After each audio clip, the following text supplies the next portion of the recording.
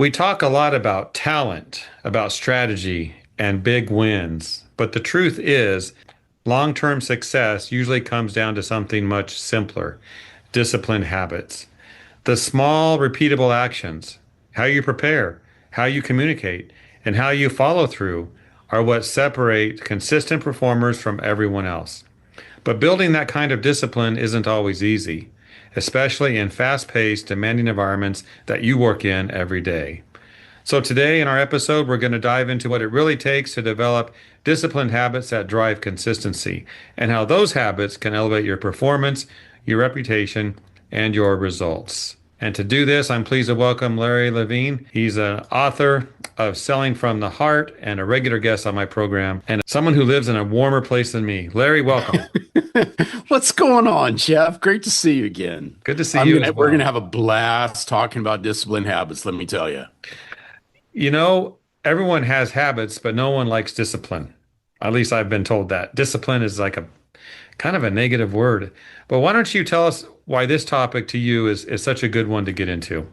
It's so interesting because I don't think discipline or discipline habits, or if we attach discipline in front of habits, it's not a negative word. We choose to believe it's a negative word because it requires something that's difficult, and that's consistent work. I'm a massive believer, in our time together, we've been breaking down and applying the trust formula to the day in the life of professional service sellers and people in your space.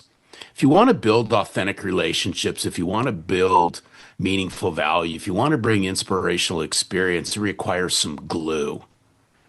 And that glue is disciplined habits. The things that you do day in and day out with consistency. I'm a big believer. It's the small things you do on a daily basis, repeatedly, with effort, with action. It's doing the right things right. They're not these big grandiose things. It's the small little things. And I remember something. I just got to tell you, this is something that just brings me back in time. I've been happily married to my lovely bride now almost 34 years. And as we were dating, and as it was getting close to me popping the question, I remember now my wife, but back then she wasn't my wife. Her mom said this to me: when you decide the time's right for you to ask for my daughter's hand in marriage, let me give you some advice.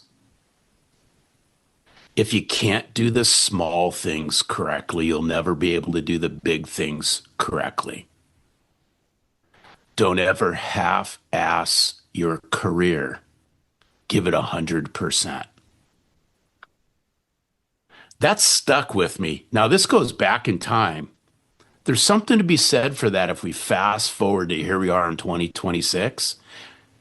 If you can't do the small things correctly with discipline, with consistency, with commitment, you'll never be able to do these big things that we all like chasing as salespeople. So that would have been what, 1990? 1991-ish, because I got Yeah. married in So 1992. yeah, and that stuck with you all this time. Those were some It still sticks with me. powerful words from your future mother-in-law back then. Yeah, that makes total sense. But you said something earlier. You said it's work. That's another word people don't like. They don't want to Yeah. put in the work. Well, I think they do. I think so. Let's give everyone the credit. Let's give them all benefit of the doubt. They want to do the work. It's just that what kind of work are they willing to do? And Okay. here's why I say this kind of with dots afterward or a question mark is we live in this microwave society. We want instantaneous results. We want to get to whatever that finish line is, however we describe what that finish line is, as fast as possible with minimal amount of work. That's why so many people in sales love chasing shiny objects, silver bullets, and things like that.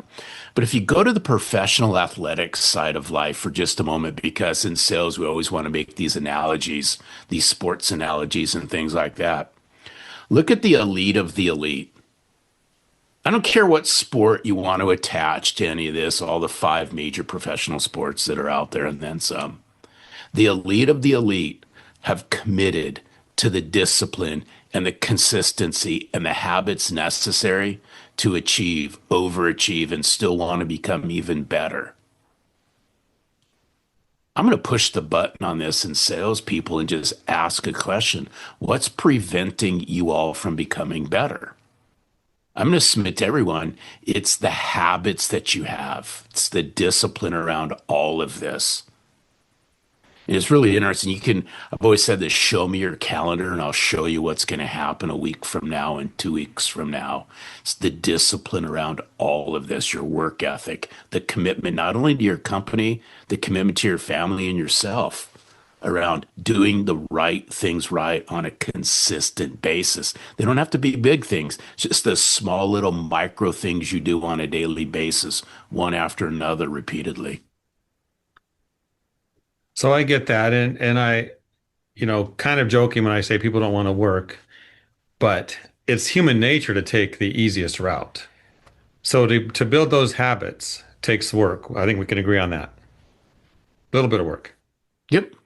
What's a list of habits you think are critical for this conversation that those watching they can do, they can, because a habit is something you do, maybe you're not even thinking about it, becomes a habit.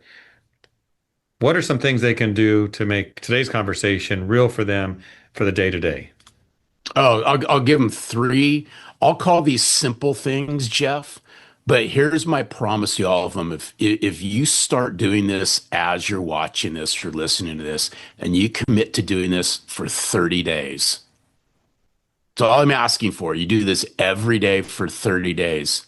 My promise to you, if you put this in action, you'll see results. It's three simple things.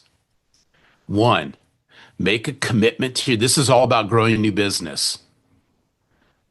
Make a commitment to yourself that you will set up one new appointment every single day somewhere on your calendar within a 2 week period.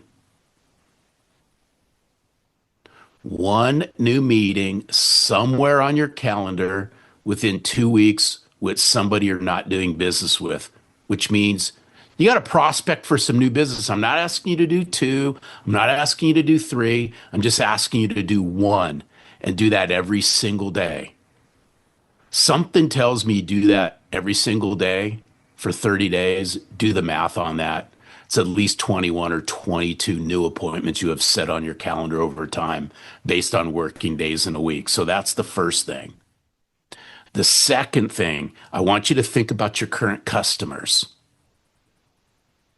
just for a moment. And then I want you to find one new person in your customer base that you don't know and you get to know them. So we're talking about one new meeting somewhere on a calendar within 2 weeks, prospecting for new business. Then I want you to look at your current customer base. Find somebody in there that you do not know and get to know these people. You're building relational strength inside your current customers. And then I want you to do something that might be a little bit painful, but it's going to pay out tenfold. I want you to pick up one book and read it 15 minutes a day. One book, 15 minutes a day. Where am I going with this? It's going to give you some ideas. It's going to get your head to start turning a little bit to help you engage in conversations with that one new person you're going to meet inside your current businesses that you're working with. And it's going to give you some ideas on how to open up the doors for people you're not doing business with. How do you like that, Jeff Cross? So, Larry Levine, let me tell you, I like it. Set an appointment, one per day for a month. You'll get 20 appointments. That's positive action. And getting to know people, that's good. That's good advice. You have this list of customers, but you don't really know each one of them. but finding someone and maybe having that conversation to get to know them, that's good for both of you. And what are you going to talk about? Well, I guess that's where your book comes in. Yeah, yeah, it's really interesting. I urge sale. This is aimed right at salespeople, sales leaders, presidents of companies. In order to educate, one must become educated. Hmm. And the way one becomes educated is through the power of reading. It's going to fuel your mind. It's going to give you some thoughts and some ideas to engage in conversation with. And that's the importance behind all of this. Read the things that your customers are reading. Read your Sure. industry reports, right? Read the stuff from ISSA. Absolutely. Repurpose that, correct? Read the article that's part of this video interview. Coming soon to a screen near you. Larry, I've talked about habits in the past as well because it's interesting. A habit feels awkward. It can be wonky. It's not easy because, well, you're building a habit. It's not a habit. Or if you have a bad habit, you have to replace it with a good habit. Maybe you have a habit you want to get rid of. Maybe you need something to backfill that space. So you said 30 days. Is that how you feel a habit can begin? Like to become real, to become part of you? No, 30 days? I actually think it's longer than that. Okay. But I just used 30 days because if I just shared, hey, I want you to do something every single day, Monday through Friday for the next 65 days, some people are going to wig out. Sure. But if I say, hey, if you could just do it for a month, if you could just do it for 30 days, one of those things every single day, something tells me it starts to become programmed in your brain. I think the rule of thumb and the quote that's always throwing out there, it takes what, 21 days to build a habit.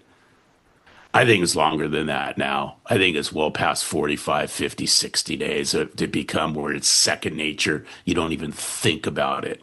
We don't even think about now when we get into a car, put our seatbelt on. At least I hope you don't think about it. You don't think about what you need to do when you tie your shoe. You don't think about brushing your teeth. These are things repeatedly you do Mhm. you don't even think about it. Well, to set up one new meeting every single day, you're going to think about it. And you're going to think about it, but something tells me when you hit that month mark, it becomes a whole lot easier than Well, it did day one, day two. just like getting out of bed, brushing your teeth, pouring that cup of coffee, you do those things by We don't habit. even give it a thought. We don't No, even think about it, but it's a habit. but maybe that month or whatever that length of time is, all these good things you'll be doing will just become second nature. That's a great idea. It's a great idea. Yeah, when I look at habits and habit forming, start small, right? We always want to go from the left end to the right end as fast as possible. Just stack small daily wins every single day, week in and week out, month in and month out, quarter over quarter, year over year, and you'll be surprised what you can accomplish. Well, Larry, it's been a great conversation. I think if we need a book to read, you've got a couple there behind you can loan out, perhaps, or we can find on Amazon. So Hey, great observation, Jeff Cross. how about that? Phenomenal observation. All right, Larry, any final words of advice to close with? I would just say this: start small. I'm going to steal something from the wonderful book by James Clear, and it's Atomic Habits, and he talks about the law of marginal gain. Apply the law of marginal gain, which just says I can become 1% better every single day. One thing. That's why I asked you to do one thing. If you can just set up one new appointment, find one new person in your customer base to get to know and read 15 minutes of pages of a book, and you do that, the law of marginal gain, something tells me you'll become a lot better person 30 days from now, and your sales funnel will love you for it.